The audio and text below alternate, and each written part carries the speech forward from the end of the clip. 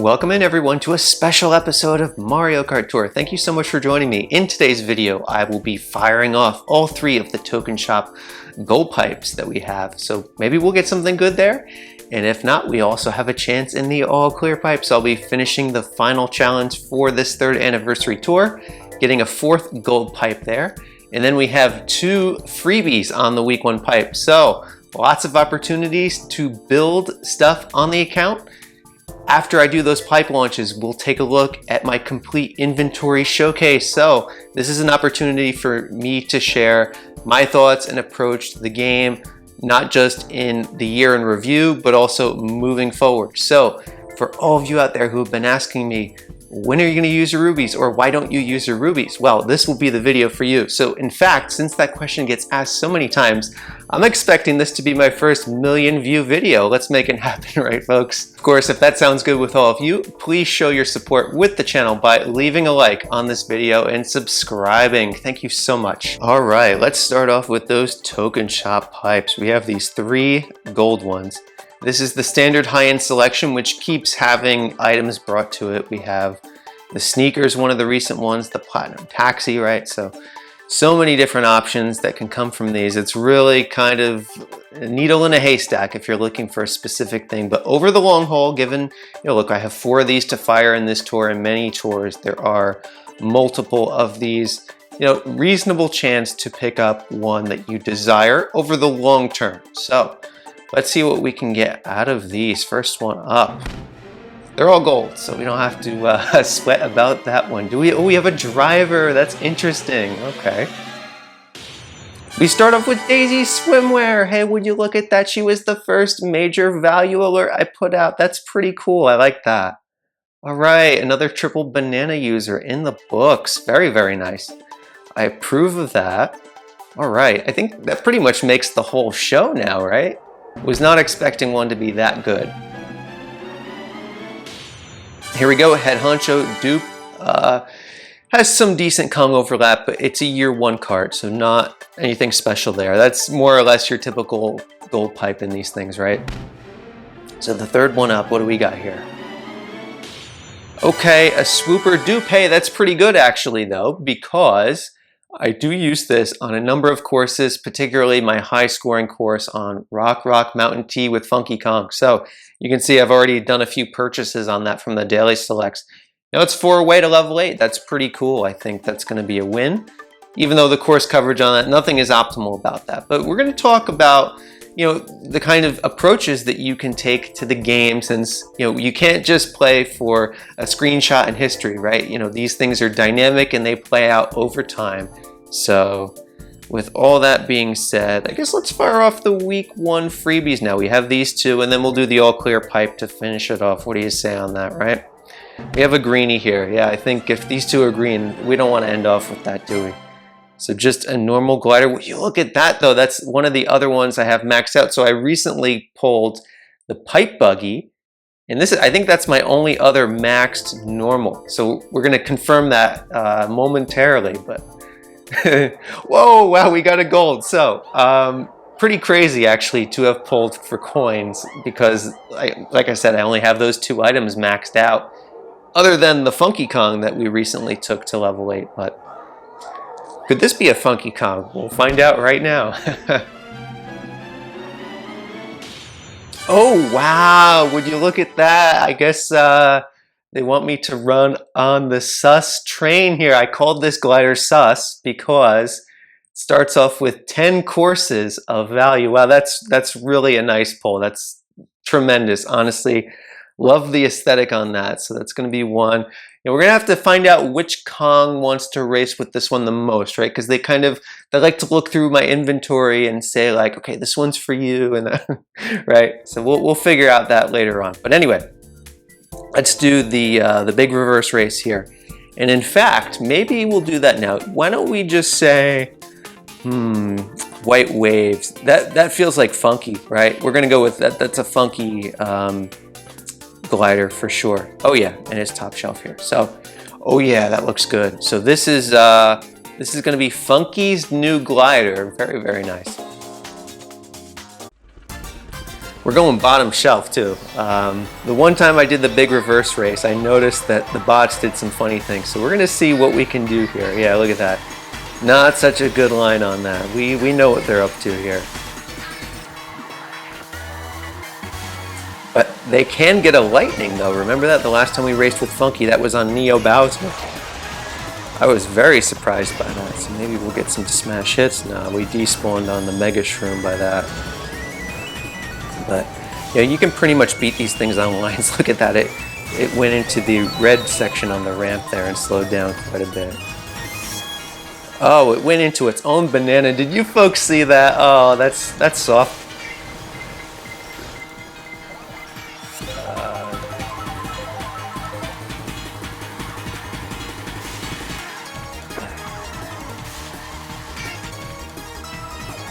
There you have it. We get the hit on the back spam to end that off. Perfect. Look at Funky. Oh, he means business. But will the pole mean business that we get here? Well, we'll find out about that.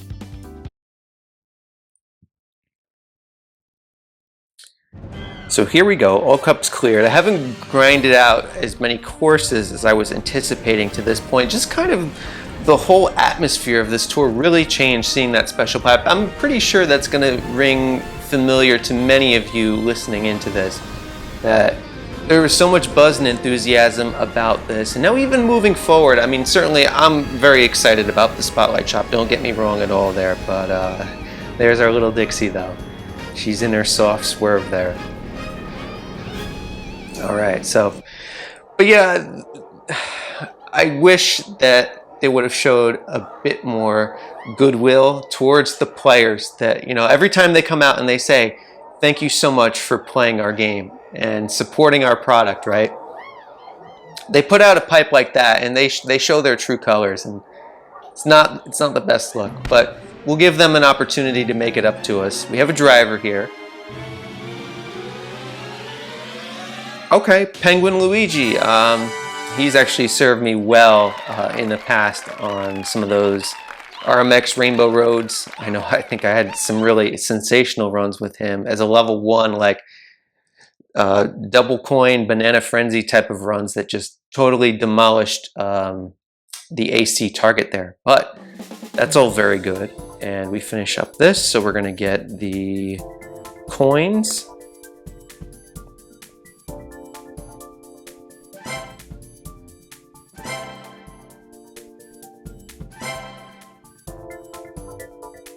All right, time to take a look at the inventory now. We're going to be taking a look at the progress on my account, but also the state of the game and where I see, you know, my desires and what I want to do and how that fits in with all these pieces, right? We're all trying to figure out how everything is going to shake out. So we're going to start off with the driver, since that's first in the inventory here. And looking at things here, none of the levels are really remarkable. We have the baby Luigi at level 7. That was one of the modules in my resource masterclass, right? Was maxing out the daily selects. And actually, before we get into this, I might as well take a review here of where my ticket count stand. Nearly 800 item tickets, although I've seen in the community, some of you have over 1,000, some even over 2,000 there. So it's not too many there. But here, obviously, this is a situation where a lot of folks out there would like to have this kind of a savings. And this has largely been brought about by, you know, being patient and slow moving with my inventory, how I'm building that up and being very methodical with that. And just very patient overall. You can do it too, but also this came about from maximizing the daily selects, which I'll swing back over to the drivers and talk about here. With the baby Luigi, that was possible in year 1 and 2 of the game, but it's no longer possible now with year 3. So I had to kind of edit out and put a disclaimer on the Resource Masterclass. In fact, many of the modules have been modified by Nintendo so that, you know, it's kind of invalidated the effectiveness of some of those measures in terms of enhancing your account. And I think that's quite disappointing, because the game is in a healthy state when the infrastructure and the ecosystem allows, you know, strategy to apply, you know, loopholes within these systems to enhance your account, right? That's going to get someone to play more, to analyze it more, and to be more motivated to invest into more things. And without that, it's like, well, you know what, maybe I don't need to be spending as much time on this, or maybe I don't need to be investing in so many things. Often is the case, my attitude with Mario Kart Tour is that when they're heavily pushing something, I'm aware of like my interactions with this game and how I feel. Like, for example, like if we go over to ranked mode here and take a look at this, this is what a throttle is. They've been doing this lately, and it's pretty much affected, you know, my ability to continue on the current pathway that I've had. It's something that they've just recently introduced more readily in the past couple of months, and it's a situation now where Dixie Kong has been in ranked mode the last 3 times I've had a sandbag. So this is going to be a week where I'm not going to play ranked for the entire tour, mind you. So this is a first here.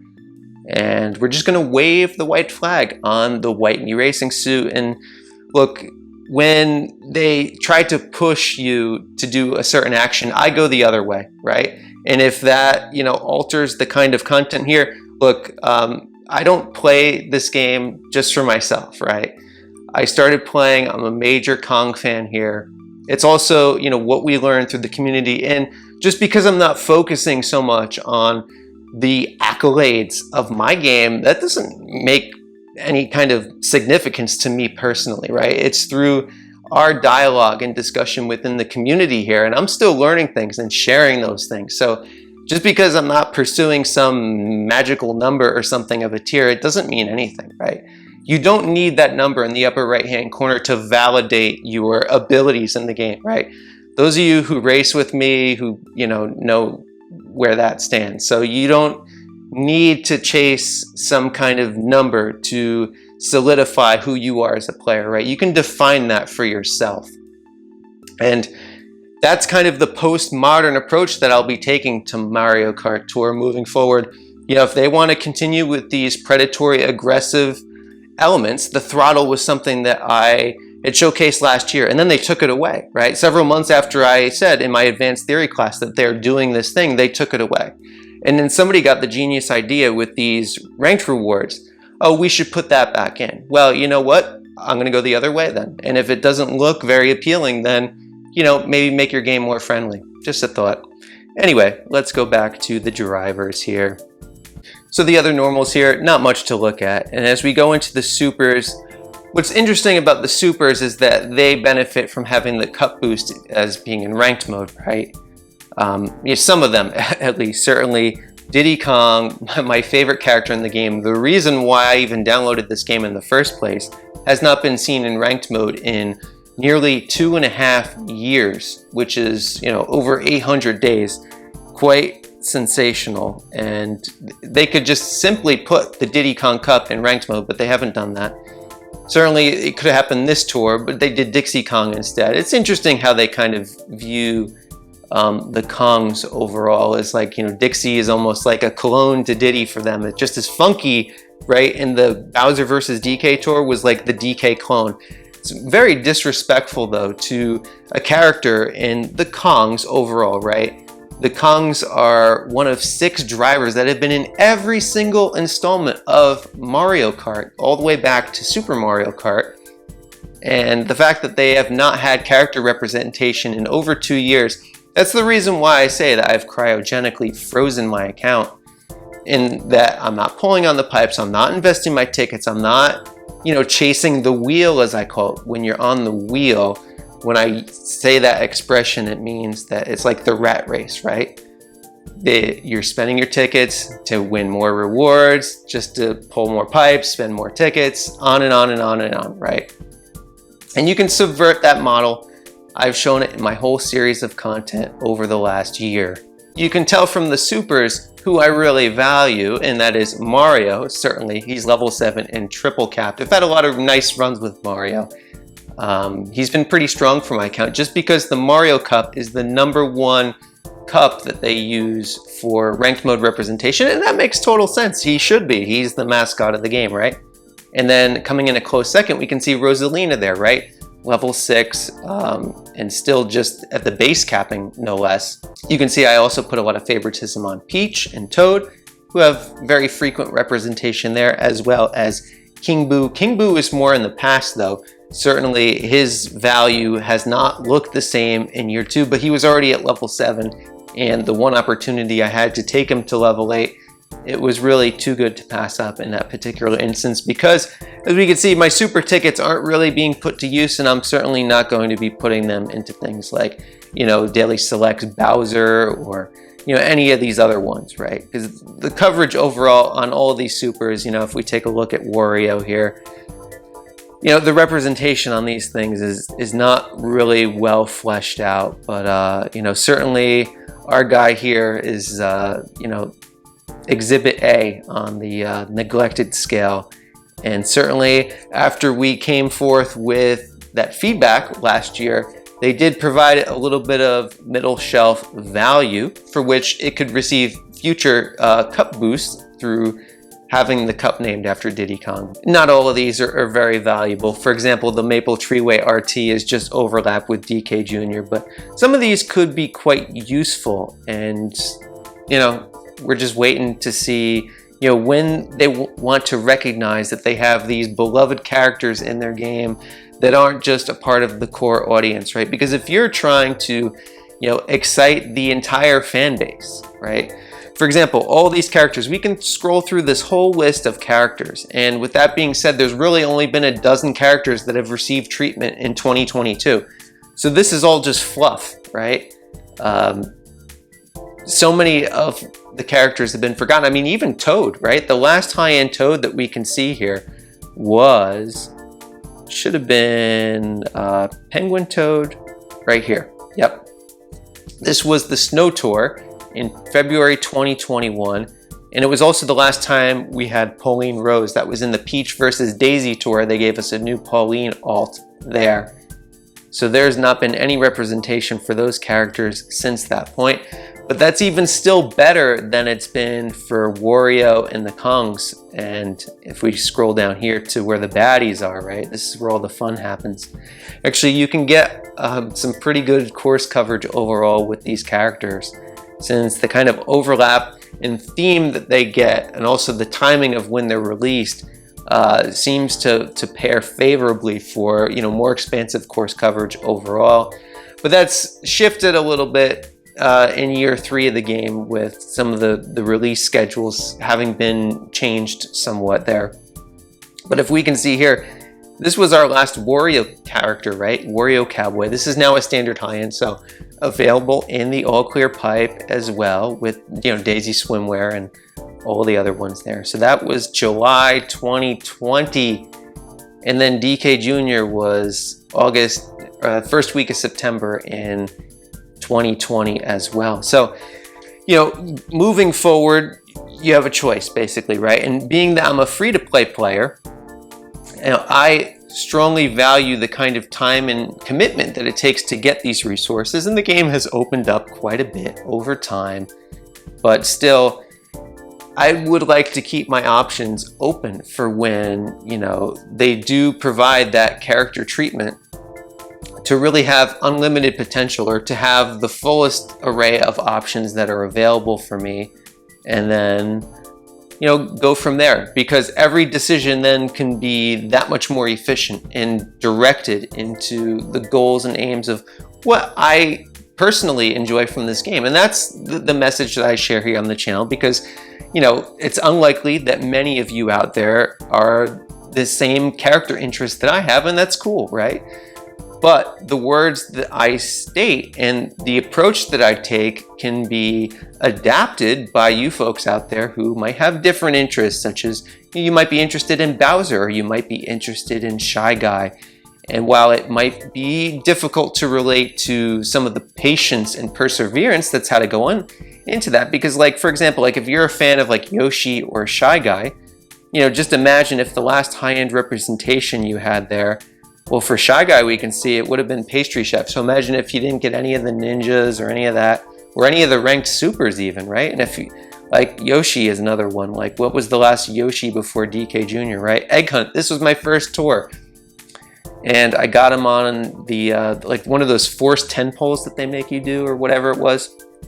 I don't know if it was a forced 10 pole, but Basically just me wide-eyed going into the game, right? And happened to be my first high-end spotlight driver that I pulled there. So, you know, but that's the kind of value that you get. And you can say, well, you know, DK Jr. has the #1 course count out of all the drivers in the game, right? And 41 courses overall. Doesn't have the same kind of assumed count, though. A lot of these are city courses, and his initial value was very lackluster. In fact, I mean, he was the ultimate zero. People used to make fun of him, and I'd said, someday this will be my most powerful driver. And that was when there was no hope at all for DK Jr. He had all these unranked city courses, almost no ranked representation. The Bowser's Castle 1T was in the first anniversary tour. That was his first ranked appearance that he got after his initial debut. And it was really slim pickings there. Up until the DK Summit, that was really the first one that he had gotten. But if we look at the paywalls that he's had since last year, which was New York Minute 4T. So if we take a look at year 3 value here, he did get 5 paywall buffs, right? These are the ones that are ranked upon debut. So the Maple Treeway RT, Calamari Desert 2 RT. I'm counting the assumed value ones here. So then we would go to the Bowser's Castle T, Mushroom Gorge, and Yoshi Valley. So, you know, in terms of character interest, is 5 courses enough to keep your interest? This is what I'm talking about when I say they could do so much better with character representation. That's half the starting value of a brand new driver, right? You know, we see Top Shelf 9, Top Shelf 10 when they first come out. So they haven't really done anything there, and that's why the account is basically in a state of being cryogenically frozen. Now, in terms of my optimal perspective of how I do things, is the idea is to take the Kong drivers to level 8 and then to find the optimal partners with which we could pair them with and flesh out the course coverage here, and then take those to level 6, right? So take everything except the favorites to level 6. But the thing is, it's been so far removed. It's been over 2 years now since there's been a driver. We can see large gaping holes in my inventory here.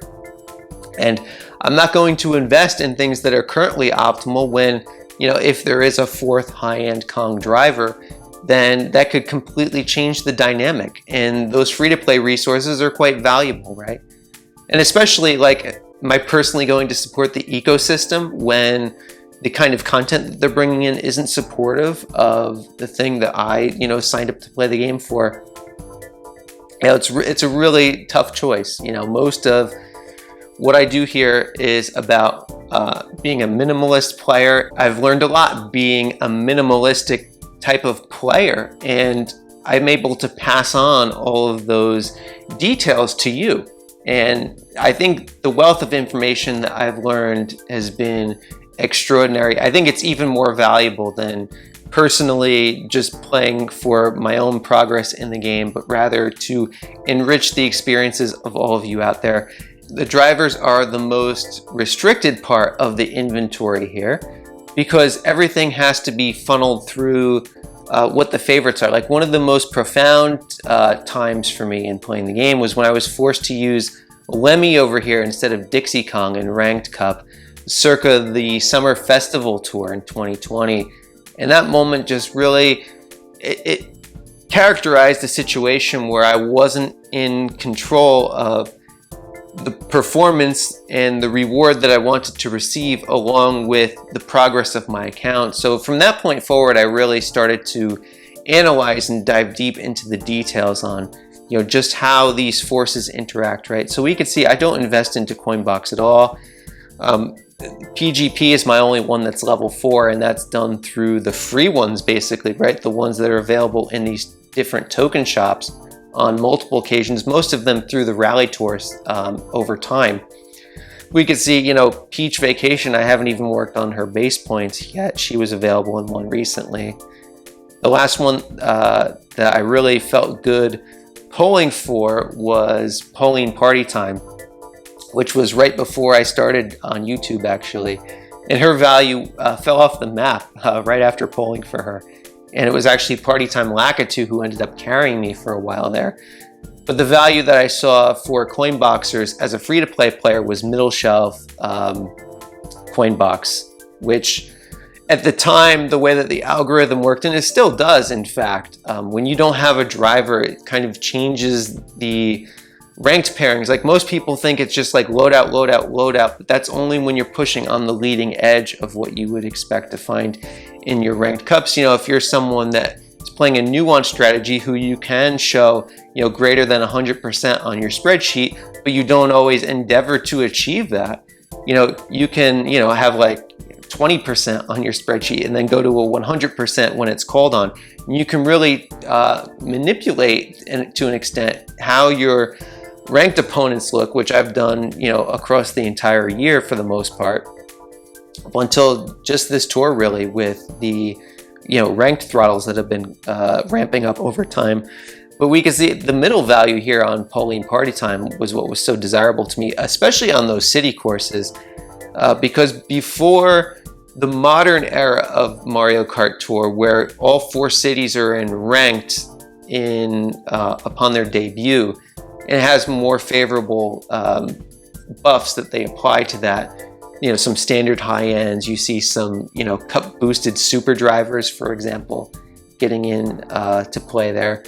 Before that, there used to be only 2 of the 4 variants would be in ranked mode, and then, you know, it would be terribly paywalled. So to have something like Pauline Party Time, I mean, like, look at this, like the Berlin Byways, she definitely saved me on 2T there. In fact, one of my first videos actually was describing that scenario where I didn't have a driver in multiple of the courses. So I only had 1 top shelf driver out of the 3 tracks, and I still managed to find a favorable spot within the rankings group that week to pick up at least a modest reward. And that's how, you know, when you're on the wheel, you can build your account moving forward, and structuring that in a way that makes sense for your personal goals and aims. Like if you're somebody that needs rubies more, the sandbag strategy is more effective for you because you can force lower quality opponents over time, right? Once you come back to equilibrium, like if you're at tier 80 and just say, oh, I'm going to sandbag and it will work because I'm doing it because KG says to, it doesn't work that way, right? Because my true tier, if I invested all of the equity in my account, right, like 4,000 rubies, over 100,000 coins, if that got invested, you know, the 100 plus high-end tickets, you know, that's pumping to tier 70 and beyond, right? If I went into all new seasonal items and staggered that out appropriately, that's what it does, right? So it's like the number is meaningless, right? I could do it. It's just a matter of making it meaningful for you. That's how it boils down to at the end of the day. But conversely, if you want more point cap tickets, which doesn't really seem too desirable now, given that the we have a reset to do here, so maybe we'll get a today's challenge pipe fired, perhaps. But to continue that discussion, there is a situation where if you are, you know, trying to place in that like 2nd through 6th place, those are the thresholds that are good for obtaining more cap tickets. Anyway, they're trying to give us Daisy Farmer here, so why don't we go in for it, right? Play with Daisy Farmer here. And look at that, they give me the soft swerve and the white waves, reminding me of all the very good fortune that they have provided me in the last couple months, and they really have. So we're thankful for that. Certainly would be nice to find the coverage that corresponds to the kinds of investments that I'll be making for the account, since these are very pretty looking items. But you know, if you're playing for having an effective account, the aesthetic is only one component of it, enjoyment, right? And it's like at the end of the day, those items have to make sense to invest into. And you know, the value of items in year 3 has not been as favorable as that of year 2. You know, I think, you know, perhaps maybe they didn't like that the members in the community, you know, myself, StudFit, and others, you know, really were picking out a lot of trends and, you know, able to make calls on the value of items, you know, even as they were debuting, let alone before they actually became valuable, but certainly at very early points in their value. And yeah, it's been Oh, we didn't sneak in with the mini turbo there. I was trying to get first place. It's amazing how much more challenging the game is to play when you're talking at the same time, right? But anyway, let's see. Just a green pipe here. Oh, that's the worst of the worst. But we're gonna forgive them because they were good on the gold pipes. But yeah, let's check the daily selects. See if we can add to the inventory before we continue on there. All right, so we're gonna pick up the Donkey Kong. Look at that, he's at 12/16, and we can tell because I already looked at the Diddy Kong before. Diddy Kong has not been appearing in my shop very frequently, so that's a bit unfortunate there. But the strategy of carts and gliders is a bit more dynamic because when I'm looking at making an efficient account, there aren't like any particular favorites per se. Certainly I started off with the Ramby Runner. I guess you know, we could go all the way down to there because look, this is all just like stopgap kind of coverage.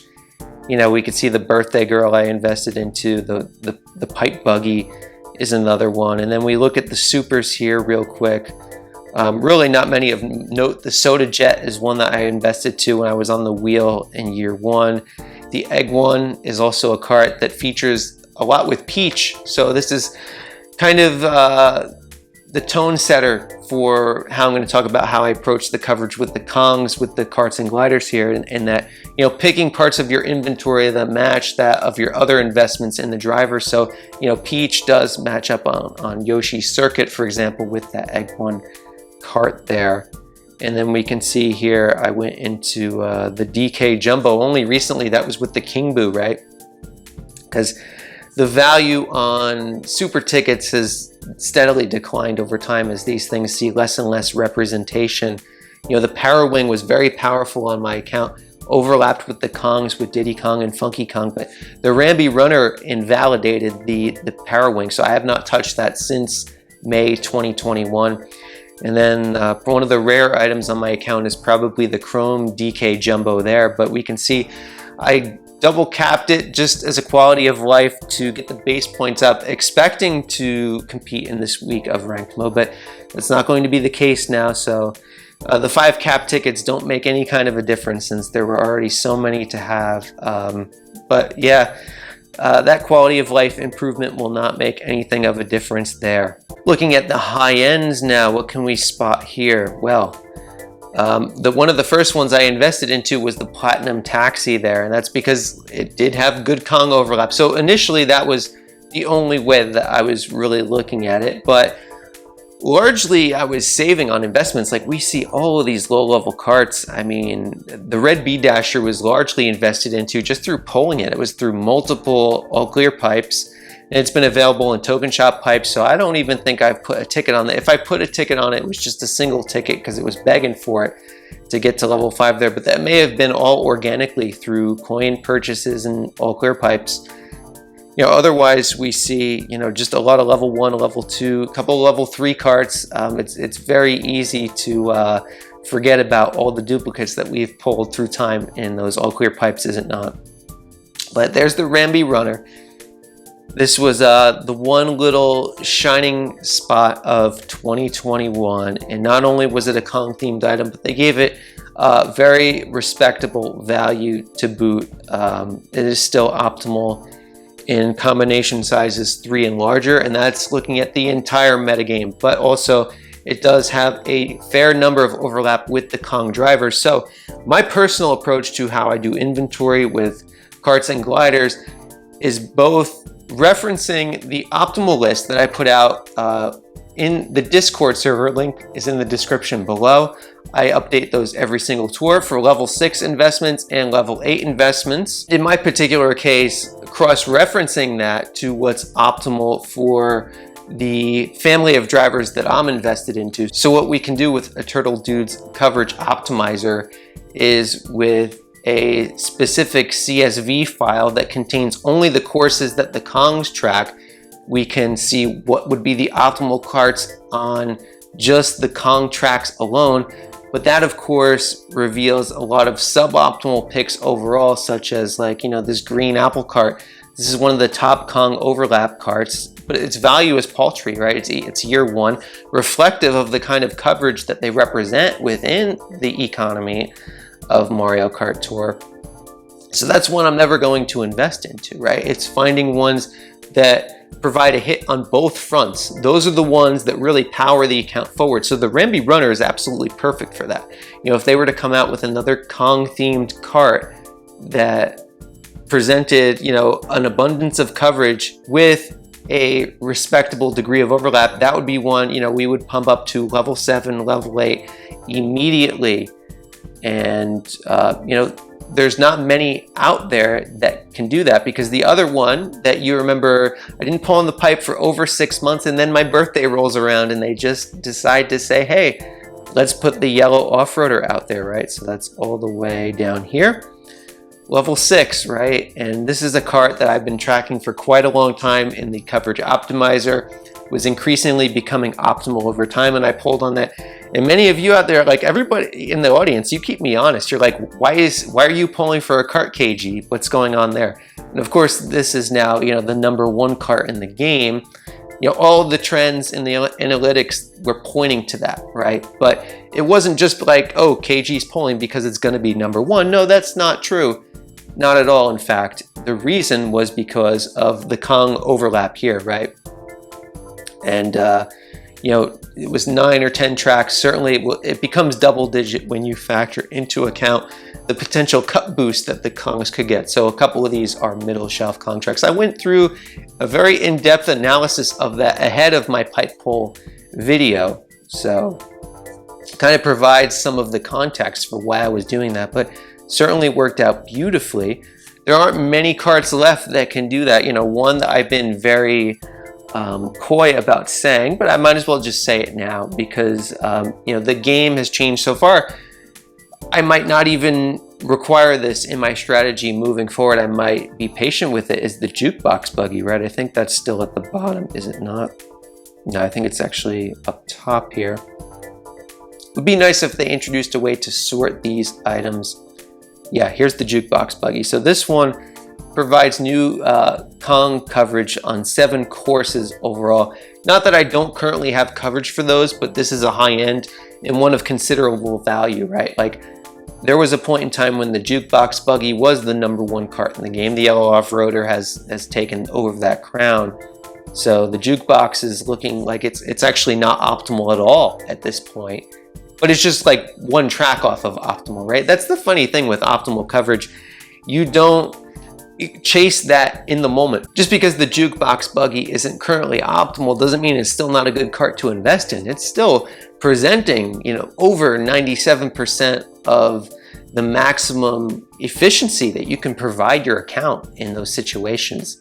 It just, 1 buff here, 2 buffs there just has a way of shifting what's presented on that list. But, specifically looking at certain items, you can say like, wow, it might seem to be irrelevant at the given time, but it actually does provide a lot of course coverage there.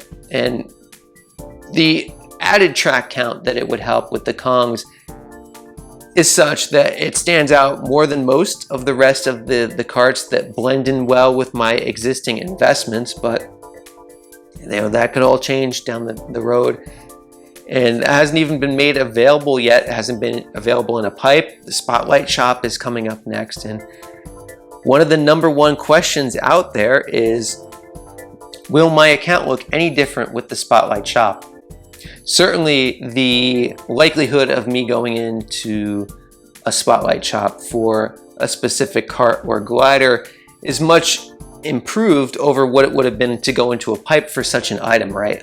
Because the case is that we can see the base points here, just fundamentals in Mario Kart Tour.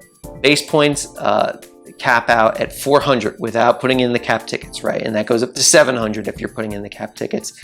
For the driver, that's going to be 800, 2x, right? And then 1400 when it's triple capped. For non-me drivers, that is. And then, as is the case, if you're going in, specifically for a cart or specifically for a glider, the kind of equity that you're going to get scoring equity, mind you, is going to be half that of the driver. So it is kind of an awkward situation to find an account in where, you know, you're waiting for driver representation and you're not getting it. So you're trying to, you know, keep the course coverage alive through that of karts and gliders. It's really been an inefficient way of proceeding forward. And that's more or less why I've taken this complete view of how I see my account's progress moving forward. And it might just be where I don't play ranked mode anymore, right? Or only when the favorability matches up as such, until, you know, that opportunity does arise once again. So looking at gliders here, gliders are a bit different for me because this is the #1 paywalled aspect of the game. It's not the drivers, not anymore. And I would posit that it's always been the gliders where Nintendo has chosen to paywall things. You know, if we take a look at all of the superstars in history, you know, they were paylocked, right? Like, you know, the Black Great Sail, that was paylocked. All of the 8-bit gliders were paylocked initially, right? So, you know, the Starry Great Sail was paylocked initially. That's the way how they go about it. Like if you're looking for the next hot glider, it's like, which one is debuting in a paid pack? That alone will significantly increase your probability of accurately predicting the next powerful glider, right? #1 type of glider. And that's not to say that you can't get a #1 glider as a spotlight, but it's rare and they don't tend to last very long, such as the Dream Glider, right? You know, I went down to the bottom of the Kamek pipe for the Dream Glider. Who else remembers that time, right? And I was pulling singles in the final 10, and it was second to last on that, right? The gacha did not treat us very well. But I invested into it up to level 4 and double cap there, and the need never arose to invest more into it. You know, I had planned to because the course coverage was very favorable with the Kongs. So you see the RMX Ghost Valleys there. Those are both DK Jr. The Waluigi Pinballs as well. Dixie Kong is Choco Island and Donut Plains there. Even the London Loop was a Dixie Kong. So the kind of course coverage here was phenomenal for the Kongs, but the development of that and the representation of that kind of, you know, fizzled out. So it's half invested into. And it's also a little bit of an awkward situation with resource allocation because I'm so heavily invested into the swooper, which we pulled on one of those gold pipes. And I did this purely through the daily selects and the token shops, the tier shops. This is why I have over 100 high-end tickets, and those were mostly purchased at market value. Those were not 15,000 and 13,000 coins in the tier shop. Those were vast majority of them for 12K and 10K, in addition to just free login gifts and free token shop gifts there. But, you know, this is, while it's not a ton of courses, it's enough to, you know, require consideration. And then if you enforce the swooper, it of course changes the composition of what becomes optimal then. And as is the case that gliders are so heavily paywalled, and I'm not actively going into the pipes, I don't have a strategy for gliders. And I always tell people, I said, it's okay if you don't have a strategy, if you don't have a plan. There is nothing wrong with that. You know, you might see KG up here like seems like he has it all figured out, right? It's like he knows what he wants, but he knows what he needs isn't readily available. So rather than chasing some inefficient pathway and getting stressed out, fighting the mechanisms of the game before the environment is fertile for that, he's just gonna hang out, right? And study, share all of the information, and enjoy things in such a way. And that's what I've done with the gliders here. So there are no investments really to be made. I mean, I'd love to see the Dragon Wings show up in my shop a few times, but the Dragon Wings overlaps with that of the swooper quite substantially here. And it does have the Rock Mountain Tea though. But then, you know, there's some quality of life implications having the green shell. Plus, we now know through the data mining that that will skew the frenzy probabilities, right? So if I'm going for a triple coin frenzy on Rock Mountain T, you know, I guess the Bob-omb glider is better after all than the green shell glider in that case. So anytime that you can use a disposable source of currency in the game, such as coins, you know, I would certainly recommend doing that. These principles carry on indefinitely, even if Nintendo tries to invalidate the exploits within the system that I have found and others in the community have found that I've shared, is to save your rubies and spend your coins. And while it doesn't look like I'm really spending my coins very much, I am. It's just that the inflation of coins within the economy kind of masks how much I'm still using my coins. It's not as much as I personally like. That's because the daily selects isn't set up in a way that is conducive to me spending more coins.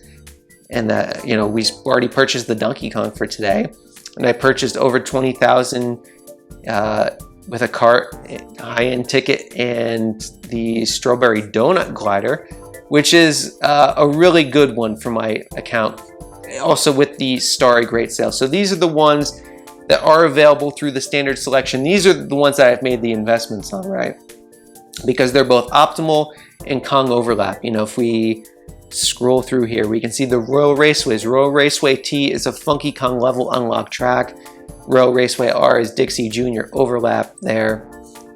You know, all the cheaps. You can look through. There's quite a many overlaps with this glider, so it's quite good. And then even the Strawberry Donut is better because we see it has the donut planes there, and the full composition, of course, is because this is year one value that all of those drivers were picking up.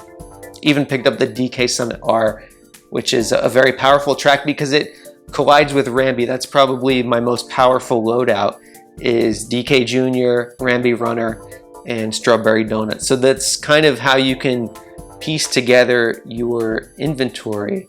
And it's a lot of fun. There's so much strategy involved in this. And if there is any kind of a blessing here in that, having that methodical approach and having my account cryogenically frozen and continuing to learn and share all this information with you, is that, you know, my account is in a very privileged spot for when and if the climate does change in Mario Kart Tour, and they do decide to say, hey, look, instead of exploiting a certain percentage of our players, why don't we make the game conducive to a vast array of character and fan interests out there? And we're not even talking like Donkey Kong is very niche here, because as previously stated, that's one of the mainstays in the franchise. And I'll just say that that is very disrespectful on the part of Nintendo, how they've put out that content.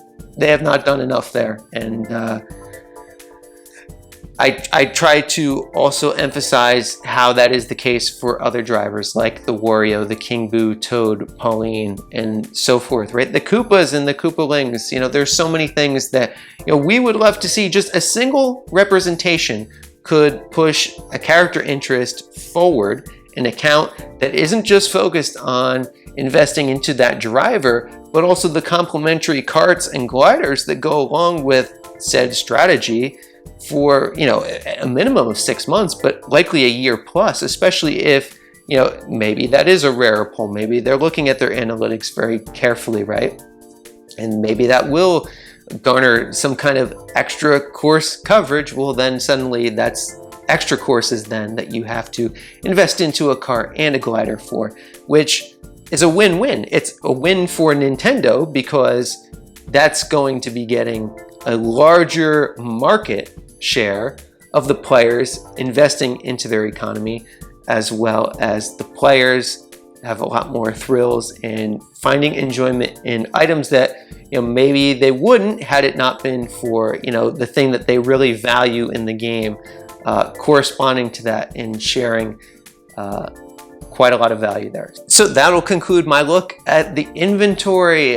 It's still on ice and it will continue to be so for a while, but that doesn't mean that the information here is on ice at all. In fact, the colder the ice is that my account is resting on, the hotter the content gets here for all the latest on Mario Kart Tour, the value of these items, the ways how you can analyze and project your account forward. In fact, since I spend so little time thinking about my own account, I'm constantly thinking about your account. So it's a total win for the audience.